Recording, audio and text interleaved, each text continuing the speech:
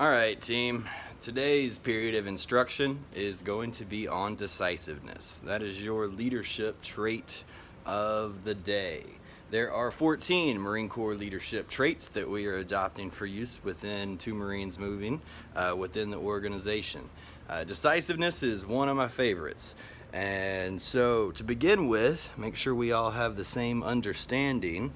I'm going to go to usmc.mil for the definition here. Decisiveness means you are able to make good decisions without delay. Get all the facts and weigh them against each other.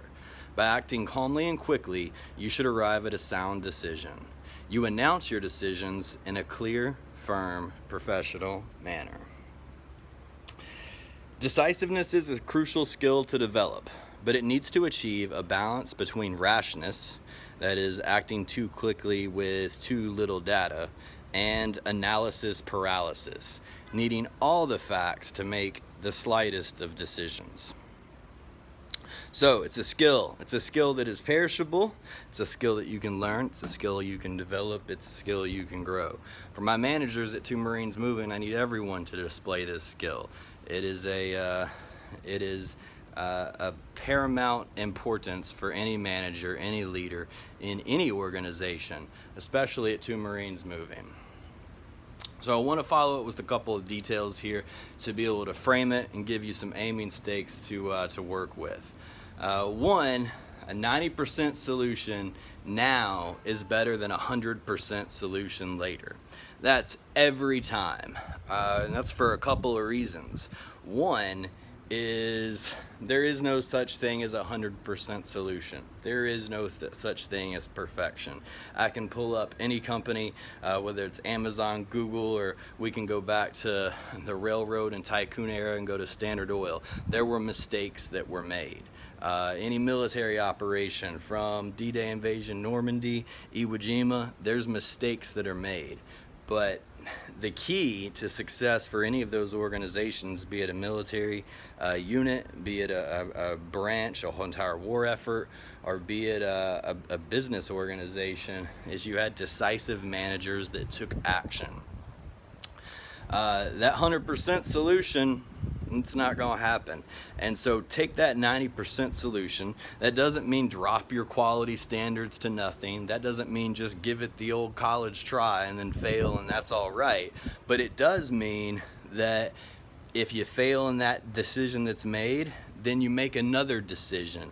And in the space of, let's say, 2 weeks, you could fail 3 or 4 times attempting to get something done, and then that 5th time you made it. Versus the person that plans for weeks and then months, and I've even seen it turn into years for some people, and there's no action that's taken. You need to take an action, see what, in the military case, the enemy's response is. For us, we see what the results are in the conversion rate or in the retention rate or whatever it is we're measuring, and then we gather the new knowledge, and then we move forward again. Key step in this is to have decisiveness up and down the management team, up and down the chain of command. Avoid that analysis through paralysis. The worst thing you can do is not make a decision, which is kind of ironic because not making a decision is still a decision. But the point is that take concrete action towards the objective, towards the mission. For anybody on my management team, I'm not going to fault you too much if you make a mistake in heading towards an objective. We just simply correct and then we move forward. But if there's no action taken, or there's half-hearted action taken, which is half-assed action, then we can't get to that objective. You can't take any objective that way. So give me decisive leaders. That's what I need from anyone and all of you on my management leadership team. Let's see, what else do I have on this? Yeah, no, be decisive. You've got a lot of my commander's intent. You've got the principles that we operate under. You've got your SOPs. Use those. Use your chain of command. If there's not an answer right there, first attempt to figure it out and problem solve yourself. That's what we do as any manager, as any executive does.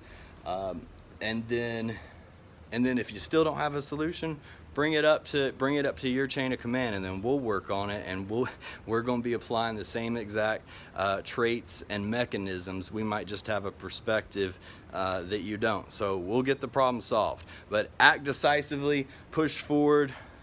Do not, break it down Barney style here, do not boldly go in the wrong direction.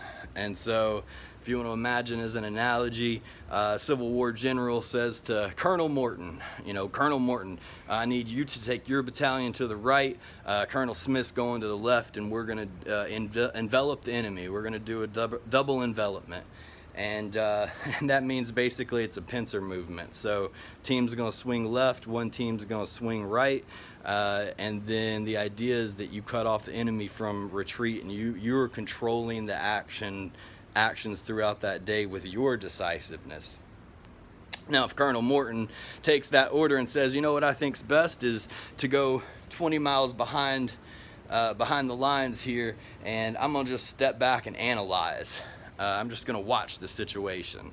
Well, that didn't do any good. That was boldly going in the absolute wrong direction. That's not boldness. That's called retreat. We don't retreat. We might do a tactical withdrawal, but it's organized, and although it's chaos, it's organized chaos. We don't just turn around and retreat. And the odd thing is, I bet that colonel is the same colonel that would write a book afterwards and say, based on my eyewitness testimony, here's what I would have done at that battle. And it's like, no, you had to take your team to the right. You're the reason it failed. It wasn't anything else. So make sure that we're all moving in the right direction. You've got our company mission statement that I've talked about. It's on the website. I've got more material, more data coming for everyone, and you'll see more of these. If anybody has any special requests for a leadership principle or trait, I'll be more than happy to hit it on the next one. All right, everybody get back to work and carry on.